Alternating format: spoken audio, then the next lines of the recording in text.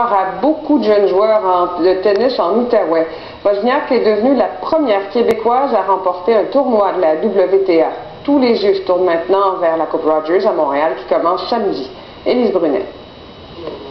Chaque après-midi, ces jeunes du programme Sport-Études Tennis s'entraînent au parc Bisson. Mais aujourd'hui, il y a une petite fierté qui est ressentie. On voit que tout le monde peut être les meilleurs, c'est pas juste les Espagnols ou les Français, les Québécois sont capables aussi. C'est que la Montréalaise Alexandra Wozniak est passée tout d'un coup du 85e rang au classement mondial à la 45e place.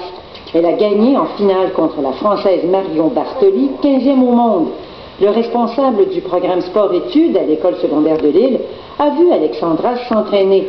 Son message aux jeunes, rien n'est impossible quand on y met l'effort voulu. C'est pas impossible avec les moyens qu'on a ici de te rendre au plus haut niveau. C'est juste la volonté, elle est très ambitieuse, elle est toujours sur le terrain de tennis, 2 heures et 2 heures de tennis. C'est tout le tennis en Outaouais qui risque de mieux s'emporter, dit Patrick. On va mettre plus de jeunes au tennis. Et espérons que ça va aider le tennis plus tard. Ailleurs, sur un autre court, les jeunes espoirs du club de tennis Gatineau s'entraînent avec autant de régularité. L'un d'eux, Francis Richard, a participé l'an dernier au tournoi Futures à la Sportec, un tournoi international pour les moins de 18 ans. Francis voit dans la performance de Wozniak une inspiration. Elle a gagné contre la 6e au monde, la 29e puis la 20e, puis elle a gagné le tournoi en plus.